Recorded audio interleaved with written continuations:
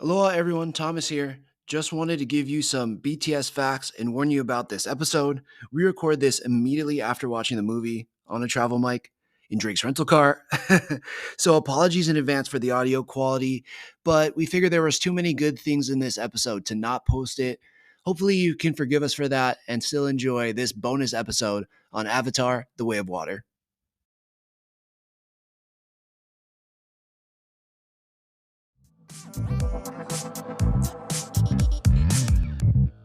Welcome back to the Joystick Show, where your three favorite friends from Hawaii are here to talk about comic news, pop culture, and video games. If this is your first time, mahalo for spending some time with us. I'm your co-host Drake, and this is Thomas. Hey. And that's Scott. How's it? And this is the first podcast that we've literally been sitting in the same space. So, congratulations to us for finally being together. Yeah. So true. So see, no delay there. We said yeah at the same time. Yeah. I know, right? Deep cut. Everything we try to do in unison, it's like, yeah. Oh, man. So today we have something a little bit special for everyone. We all watched something simultaneously in person, and that was Avatar: The Last Airbender. Or, what is that called? Way of Water. Way of Water. Yeah. Avatar 2, Way of Water, Yeah. by James Cameron, or James Cameron. James. Yeah. Jimmy Yep. Boy. Not M. Night Shyamalan. So Not that's M. good. Night Shyamalan's, yeah. So let's talk about how we felt about the movie, initial reactions, etc., etc. Scott, why don't you go first? Yeah, overall feelings of the film, it was a pretty good film. It didn't like super blow me away, but I guess the thing that was most impressive were the visuals. We got to watch it in 3D. I know Thomas watched it one time without 3D. 2 times. So 2 times in general. Yeah. I only watched it for the first time in 3D, and it was really good. I'm glad I did. But overall, good movie. Yeah. I'll say Definitely. more as we go, but what do you think? 100%. Like, as a second time, and the first time going into it and thinking, oh, holy shit, it's going to be over 3 hours. But that went by pretty fast, and the second time went by even faster. And I honestly liked it better. Yeah. Like, 3D is the way to do it. It's so much better. Especially a movie that's all about visuals. These visuals were like, holy shit, it's so worth it. So worth it to do it 3D. Yeah. Even though I could only see like 2/3 from my lenses with the 3D glasses on my regular glasses. Also, that's the thing too. We all have glasses, and we have to put the 3D glasses over our regular glasses. So even when I could like hear one of us saying something, and like I had to fully turn my head to see you guys. yeah. So that was fun. Oh, definitely. I know the first like 20 minutes of the movie, I was just adjusting the 3D glasses so they would sit on my face, Yeah. right? Because it's like, how do I see it? Do I want to see the top half or the bottom half? Top half, bottom half. Like, how do I have to get this to I work? kept pushing them towards my face. Me too. Yeah, they need to come together and build like a large enough one that sits over glasses so that it can be great for everybody, even with eye disabilities. That's true. Yeah, they need like a 3D extra large version. Yes. That are like goggles. And But some of you may be saying, wear contacts, but Fuck we you. didn't have them. So, yeah. definitely. Yeah. What did you think, Drake? I thought I think this is one of like the few 3D movies I've ever seen, and I think it's definitely the truth. Like Avatar is the way that you want to watch it. It was very immersive. I mean, you're focused. There's so much high quality computer generated graphics, and along with the acting and kind of the beauty and the allure of the entire scene and scenery. Watching it without, I think, is fine, and I think people really focus on the other things when they're not really kind of immersed in that like cinematic visual. So I think 3D was the way to go. Yeah, definitely. 100%. I agree. I was blown away by how, even more this time, like, how did they do the motion cap with the water? Because I was like, man, the way they kind of like swam through the water was like incredible seeing it this time. That's a good point. Especially they kept showing scenes where they dive under, come up, and you see the water trickling off their face. I'm like, I just remember back to when we got a little behind the scenes of like how they did The Incredibles and that water scene, and how they talked about like just water in general is hard to work with CG. Right. So I'm like, man, was this the reason it took like extra long to get this movie out? Because water's just difficult to make look real. Probably. And then water and hair. Yeah. Like the way like the hair came out too, you're like, damn, that looks like real hair, and that looks like super flowing. real wet hair. Were both one of you talk about Kate Winslet in this situation? Yeah. So Kate Winslet for this role, and we had to look it up because I was like, which one was she? She was so not recognizable by her voice, and like by her character in this movie, which I actually think was a good thing. It was impressive because I did not realize she was the chief's wife, and she like her acting in it, just delivery, her accent, everything was like really indistinguishable, if that's the right word. Yeah. But she was impressive, and she broke like some type of breath hold record by being over 7 minutes, which I saw that on a separate thing besides this article that you just pulled up. So they had them all in tanks, and then they would go through like breath work and breath hold training or whatever, and she had the longest out of everybody. That's crazy. So it was real crazy. So yeah, and you could see like what's funny though, because I feel like she had the least amount of underwater scenes, but still impressive. Yeah, very impressive. And then speaking of like not being able to tell Kate Winslet's voice, on the opposite end, it was funny to hear Thomas before we heard this character go, guess which one is Sigourney Weaver? And then as soon as this character starts speaking, it's like one of the kids. It sounds exactly like older Sigourney Weaver. Yeah. And I'm like, this just keeps taking me out of She's it. a young soul. I just couldn't get it. I'm like, why did they not try to like pitch up her voice like we were talking about, make her sound more like a kid, or like she was the only one that didn't have an accent to me, and she was supposed to be a part of the family and grew up like even Spider had more of an accent than she did. It was weird to me. I don't know. She was supposed to be a teen, and she sounded like she had emphysema. Yeah. And then speaking of Spider, that guy is probably the craziest human we've ever seen. He's He like, has the stickiest feet. He's like, like you said, Spider-Man of Pandora. Yeah. Also, maybe they explained it, but like, does his oxygen just like run forever? The thing he has on him? Maybe he has like a rebreather. Is that or like a something. rebreather? Yeah, I think so. Because I was like, okay, maybe it makes sense if they're above land, but it also works in water. Yeah, he's like, dude, he's ultimate. He can like hold his breath forever because he gets oxygen. Yeah. And then he's above. And then like, he's also, I mean, he's got to be skilled to never smack his head against something and get that crack. Right? Like, yeah, I was like, man, the one time it like slips up, water fills his mask, he's like, fucked. he's over. But it didn't happen, and he was a wild man. I liked Spider a lot. Like he was like, who just said Mowgli of Pandora also? Or somebody said Mowgli or something. He's totally like Mowgli. He was a beast. It's pretty funny, like he's kind of like the humanity in the movie, because you're watching all these Avatar individuals, which you could make the argument that they are quote unquote human, but they're actually not necessarily human. They're just humanoid, right, to us. Mm-hmm. But then with Spider, he was, especially when some of the things that he does towards the end of the movie, you're like, oh, that's definitely the Avatar Na'vi individuals kind of bleeding onto the human element, because the only other humans we see are individuals trying to take, right? Yeah, Mm-hmm. For sure. It's like the Na'vi. That's cool about it. Like they really do this good job of them being so attached to nature and then giving and so empathic. Like the first monologue I thought was pretty cool. Like, oh, happiness is simple and all that. You're like, oh yeah, it can be. I always think about that because nowadays I'm like, I love my video games. I love TV. I love like technology and electricity. Yeah. But back in the day, none of that existed, but people still were probably happy and like had fun. So this movie reminds you of that. Yeah, for sure. There's tons of elements of not only family, but so initially we talked about how, the story plot in general is kind of almost recycled in a way, but in the way that you continue to like view these people live their lives and live in their environment and work together, and you can kind of see the community-based in situations, and the only people really struggling with quote-unquote their individualism are the Sully family, because they're all kind of half-oos and things of the such. Yeah. But you really get to the story plot in itself is not, I guess, doesn't really exist, but at the same point in time, it's just so amazing to see this iteration of how these people live and how it could relate to us. It almost gives us like a future potential, but then also a possible past, and we're like just present in this because we were constantly thinking about, man, this could be awesome. What if this was this way? Is this what it was like before we came through, etc., etc.? Yeah, that's true. Mm-hmm. Yeah, it's a good reminder of like what things could be and what it used to be.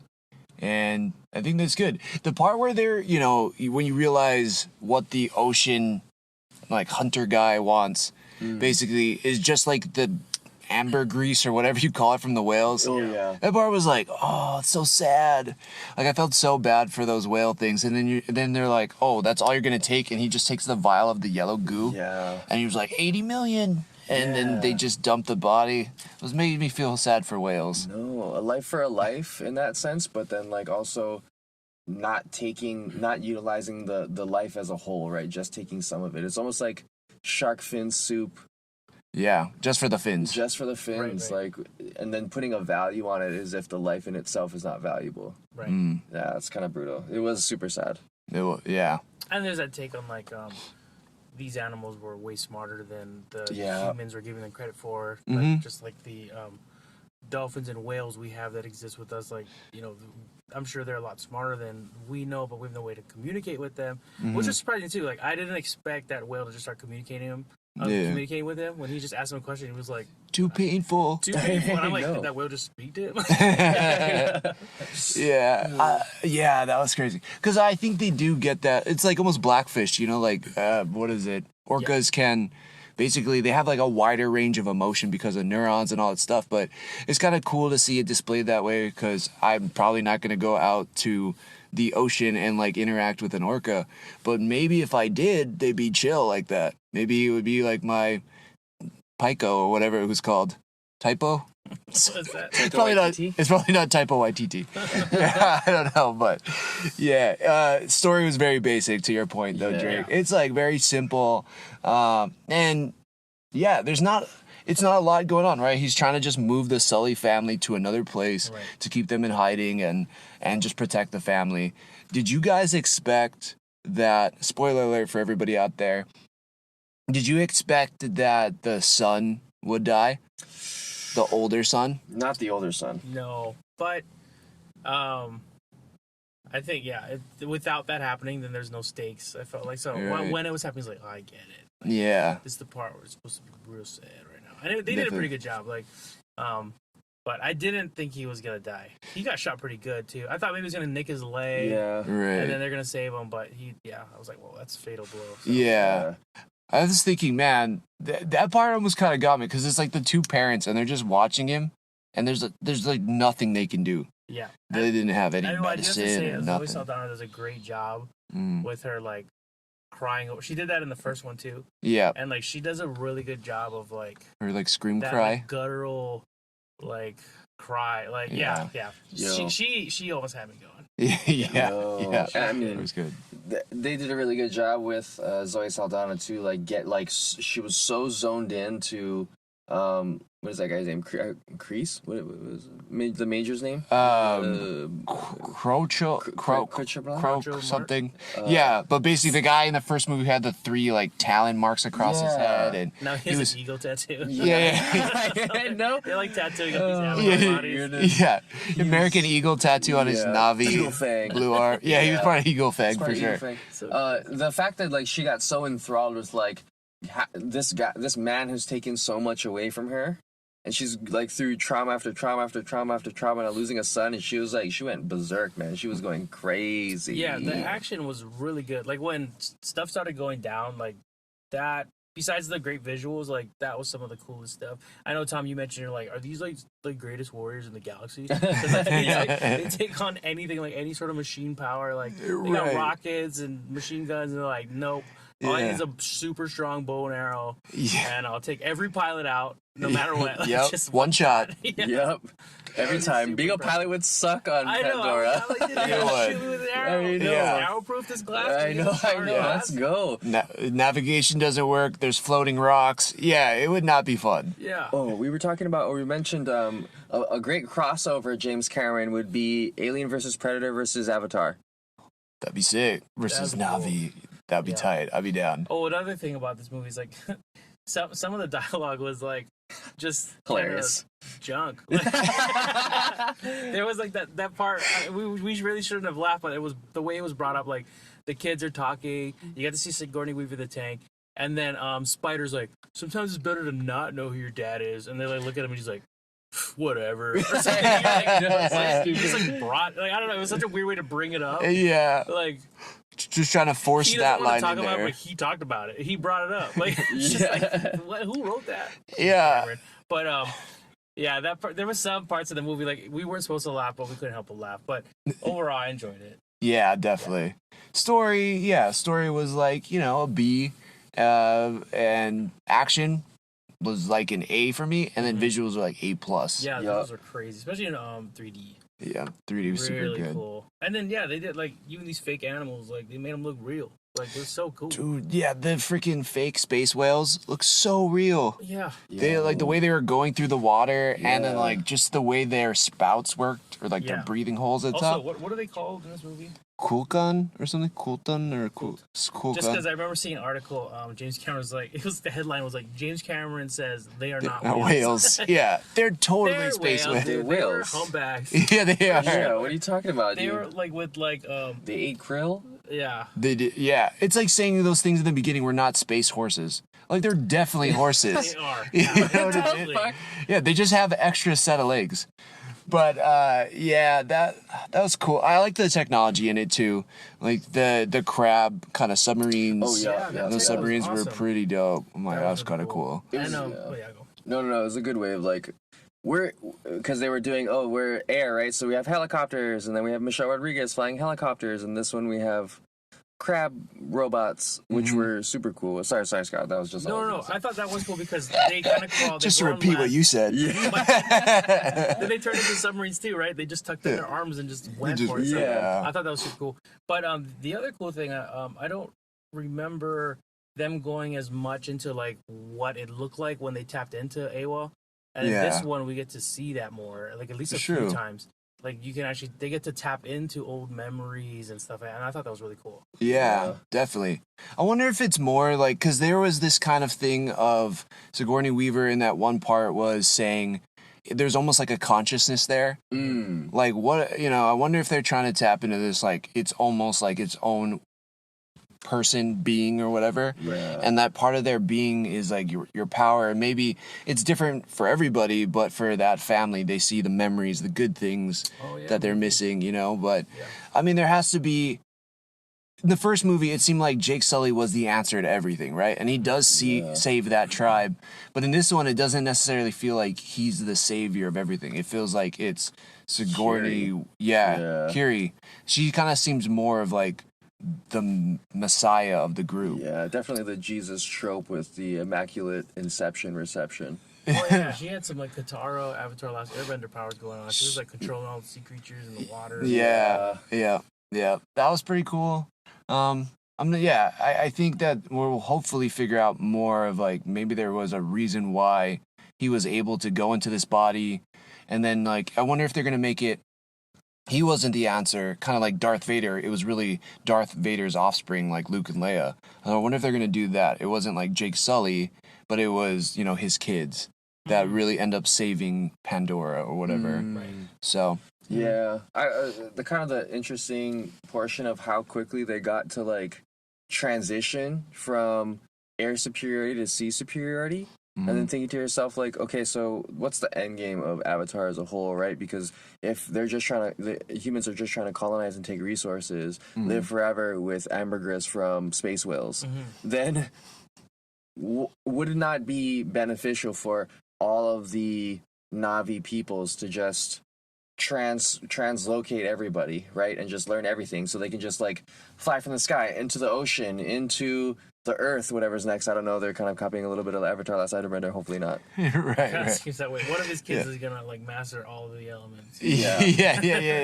And then that kid's name will be Aang. But I think the next movie is Fire. He said it's the Fire Tribe. I almost said Fire Nation. That shows how much they're kind of a Zuko-looking character come in, right? yeah. So they're like gonna live by lava, or I don't know, because like when the spaceships were coming in and then basically like blowing out the area, was the Fire Tribe like, yeah, Yeah, or, that's or, sweet. or does fire just mean desert area? Yeah. Maybe that's there a is a desert area. It looked pretty like watery and green. Yeah, so it's maybe like there's a mostly desert watery. though. I was thinking that too, like just in the sense of, I was like, man, why is the government just focused on this one part of the planet then? Like, why aren't they doing it on all parts, or is it like, because in the first movie they want that unobtainium, right? Right. And that Yeah. made sense because that was like worth a bunch of money, and then all of a sudden they discovered these whale goo brains was worth more money. Yeah, It was Yeah. like, this is funding that unobtainium thing. And you're like, what? Like, Yeah. how did they find this out? Like that, you know, the amount of things would have to go right to figure out like something from a whale. Like, Yeah. is this worth that much? Like, Yeah. In a very specific part of their brain. I was wondering that Yeah, too. it's I'm like, like, I what? almost want to see that story of them like hunting the first whale thing. and accidentally figuring that out. Yeah, and then be like, there's something in his brain. Let's Yeah. pull that out. Oh shit. Dude. This makes us live forever. Yeah, this can make you live forever, dude. Yeah, That's probably what Jermaine was doing in the darkness. pretty much. Yeah. That was a nice, like, and it was just, he was just there. That's kind of cool. Maybe he's Yeah. just friends with James Cameron. Maybe. I mean, he really didn't have like a comedy role, but I actually really liked it. I thought he did a great job. Me too, yeah. I like Yeah, Jermaine Clement, he was like the marine biologist. I thought that was a nice touch. Yeah, I mean, solid cast all around. I liked the Water Tribe as well. Me too. Yeah. They're very cool. Like it had like, it's the first time I watched it, I was like, oh man, this is like, I relate to this because it's like Hawaii style. But then it has a lot of Maori culture in it too. Yeah. But yeah, that was cool. What do you guys think about like the Water Tribes? Yeah, I really like them. It's kind of funny. We were joking about how things can't accidentally look a certain way when they're CG'd. So I don't think it's any mistake that the Water Tribe, certain people like looked attractive.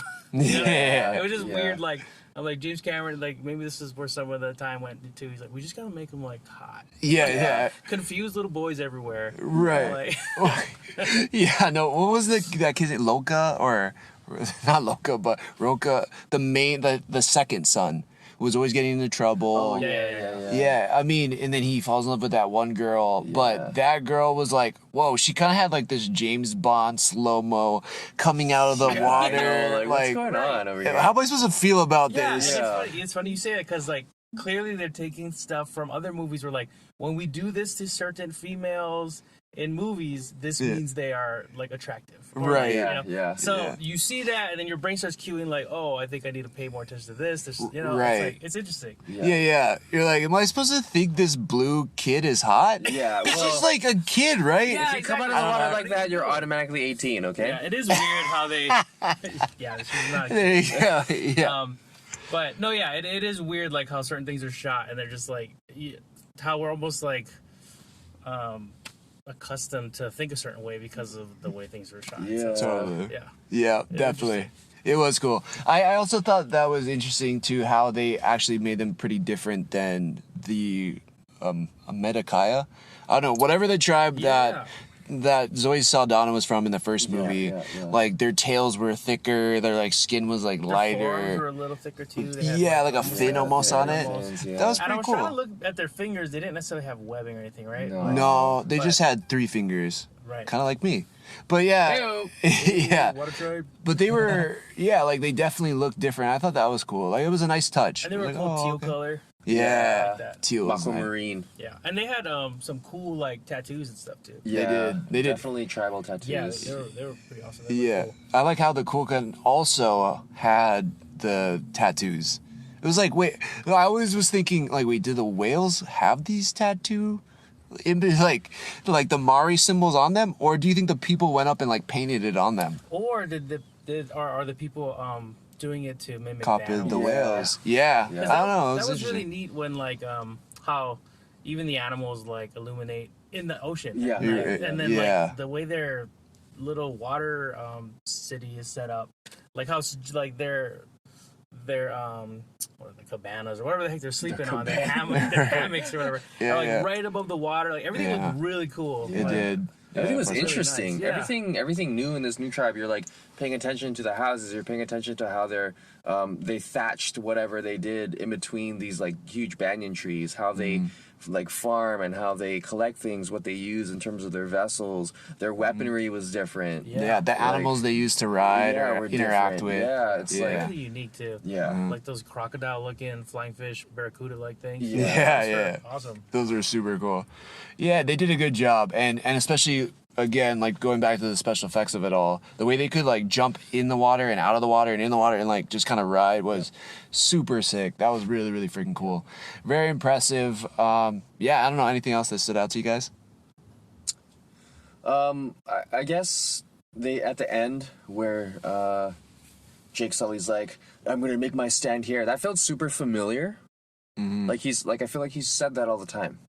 And then he ran away, and now we're back to square one again. Yeah. And so it really begs the question, okay, so he's going to make his stand. What does that mean? Like, Sure. What does that mean? Like, does fire mean war? Oh, wow. Maybe, That's a actually. deeper connection. Yeah, Yeah, you're right. Because, like, now they have that connection to the air tribe, so to speak, right? And then now they have the connection to the water people. He says at the end, right, now we're part of the water people. So it's like, is he going to make that stand with the water people there? Or how does this fire tribe then come into play? Yeah. So that'll be interesting to see. We'll have to wait probably 4 years for it or Sick. something. Yeah. Yeah. But yeah, I liked it. You know, again, not a very complex story, not a lot of like really hard things that you had to think about or make connections to, but the acting was there, the emotion was there, visuals obviously there. So yeah, I really liked it. I dug it. Way better the second time. Highly recommend if anybody has not seen it in 3D, like definitely do it. Just like be ready for it not to fit on your glasses. Yeah, if you have glasses and you have contacts, pick the contacts. Yeah. But yeah, definitely recommend watching in 3D. Yeah. Yeah, overall, I liked it. Cool. Well, yeah, I think that's it, guys. Yeah, that's kind of our quick right out of the theater reaction to Avatar Way of Water. Super awesome that we actually got to do an episode and yes. start the year off with an in-person episode with all of us together. Yeah, I'm almost sad to go back to doing it like on Zoom or the video to video thing, but it's we'll have to try to do easier this in again. comparison, for sure. What's cool too is like we're on Hawaii, and then we watched this Avatar, second movie where it's like it felt like Hawaii vibes, like this water tribe. So like it all fit the theme. It was meant Bro, to it be. all connects, cuz all Even- connects. Yeah, there was a point too where it looked like the tribe was making lao lao as drinks. Oh yeah. That was pretty awesome. They were wrapping the meat in the leaves, and Drake goes, "Yeah, hold on, Mickey. Oh, maybe. Oh man. Oh my, drinks are making." Being that too long. Yeah. Sorry. That's what happens. Yeah, too long in the end, but bro, making loud. I was like, wow. Yeah, cracked us up. So. Oh yeah, and a very, very, very special congratulations to our co-host Scott on finally getting that ring on his finger. Yeah. With Miss Christine Lambert, now Christina Fernandez. Congratulations again. Just Absolutely. Christine. Oh, just Christine. Yeah. She's like Prince now. Yeah. Yeah. The woman formerly known as Christine. Yeah. Yeah, right on. Well, yeah, congrats you guys. Thank Awesome wedding. Yeah. Super sick. And yeah, stay tuned, guys. We'll be back next week with more episodes. Cheers. The Joystick Show.